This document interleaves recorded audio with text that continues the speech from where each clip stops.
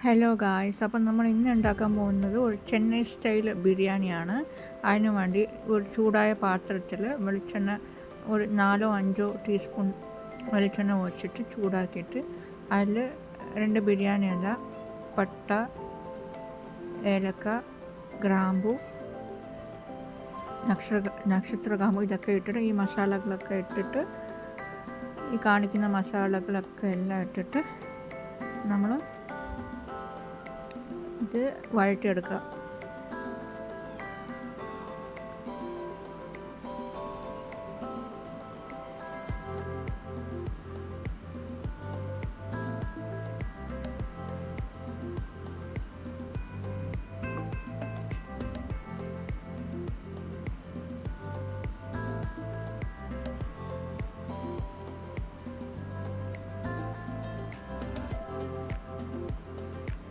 അപ്പോൾ ഈ മസാലകളൊക്കെ ഒന്ന് ചേർത്ത് ഒന്ന് വഴറ്റിയെടുക്കാം.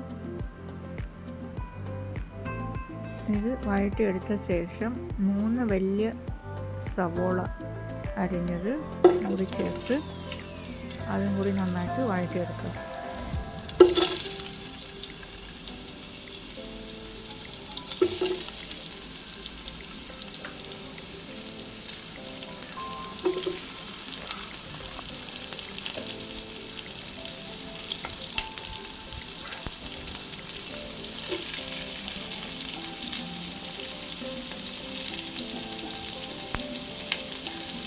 സവോള എല്ലാം ഇട്ടു. 3 സവോളയാണ് നമ്മൾ അരിഞ്ഞെടുത്തിരിക്കുന്നത്. നല്ലോണം ഇട്ട് ഒപ്പിച്ചെടുക്കണം.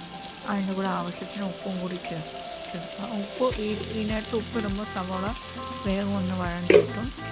അപ്പോൾ അതും കൂടി വഴറ്റിയെടുക്കണം.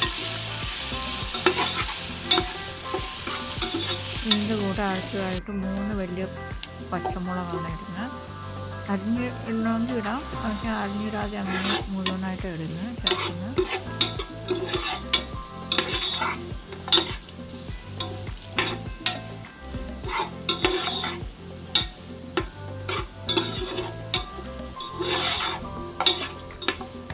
അതും കൂടി ചേർത്ത് നന്നായിട്ട് വഴറ്റി എടുത്ത ശേഷം ജിഞ്ചർ ഗാർലിക് പേസ്റ്റ്, ഇഞ്ചി വെളുത്തുള്ളി പേസ്റ്റും കൂടി ചേർത്ത്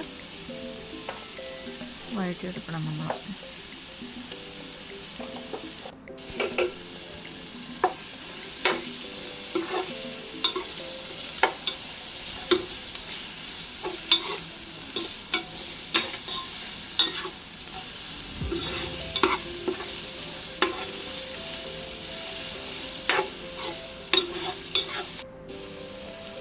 പിന്നെ ഒരു 1/2 ടീസ്പൂൺ മഞ്ഞൾപ്പൊടിയും 1/2 ടീസ്പൂൺ മുളക് പൊടിയും, ഇവിടെ ഞാൻ കാശ്മീരി മുളക് പൊടിയാണ് ഇടുന്നത്. പിന്നെ ഒരു 1/2 ടീസ്പൂൺ ഗരം മസാല അല്ലെങ്കിൽ ബിരിയാണി മസാല കൂടി ചേർക്കാം. ആദ്യം ഈ മഞ്ഞൾപ്പൊടിയും മുളക് പൊടിയും ഇട്ടിട്ട് നല്ലോണം വഴറ്റിയെടുക്കുക.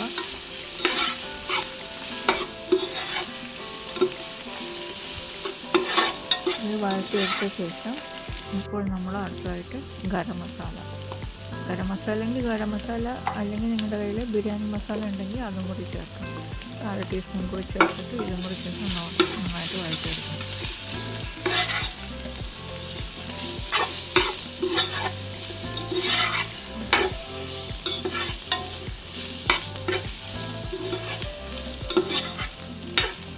ഇത് വഴറ്റിയതിന് ശേഷം നമ്മൾ മല്ലിയിലയും പിന്നെ പുതിന എല്ലാം കൂടി കഴുകി വൃത്തിയാക്കി അതും കൂടി ചേർത്തിട്ടുണ്ട്. അതും കൂടി ചേർത്ത് നമ്മുടെ വഴറ്റിയെടുക്കണം.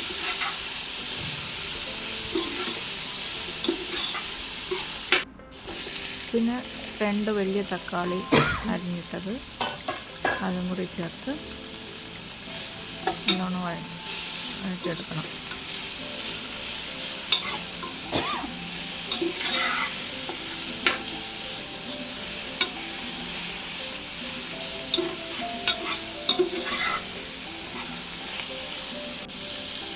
ഇതിൻ്റെ കൂടെ ഒരു കപ്പ് തൈര്,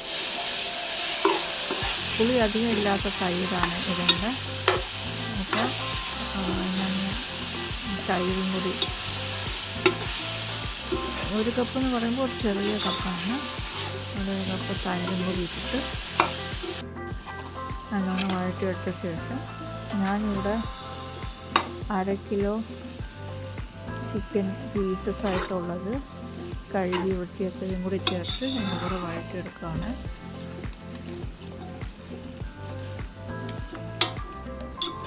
ഇത് നന്നായിട്ട് വഴറ്റിയെടുത്ത ശേഷം അടച്ചു വെച്ച് ഒരു 5 മിനിറ്റ് അങ്ങനെ വേവിക്കണം. വെന്ത ശേഷം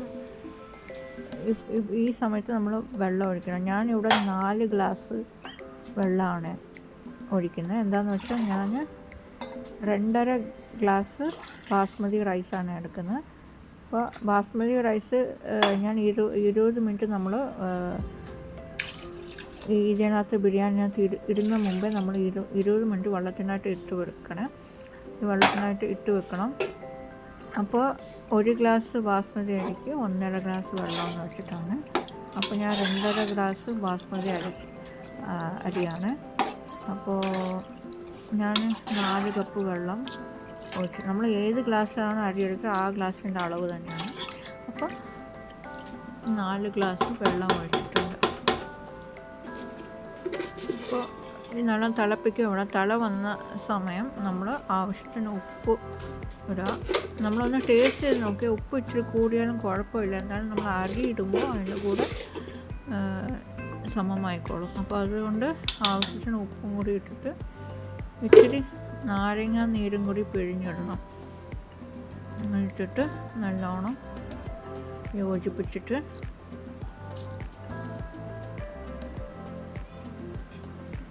തിളയ്ക്കാൻ വിടണം.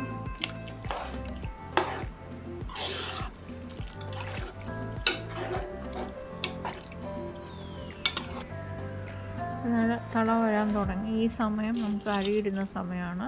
അപ്പോൾ ഞാൻ നേരത്തെ വെള്ളത്തിലിട്ട് വെച്ച ബാസ്മതി റൈസാണ്. അത് ഒരു 20 മിനിറ്റ് ഇട്ട് വെച്ച് കാണും. ആ അരി എടുത്ത് ഇപ്പോൾ തിള വന്ന സമയമാകുമ്പോൾ നമ്മൾ അരി ഇടാം. അപ്പോൾ അരിയും കൂടെ ചേർത്തിട്ട് നല്ലോണം മിക്സ് ചെയ്തിട്ട്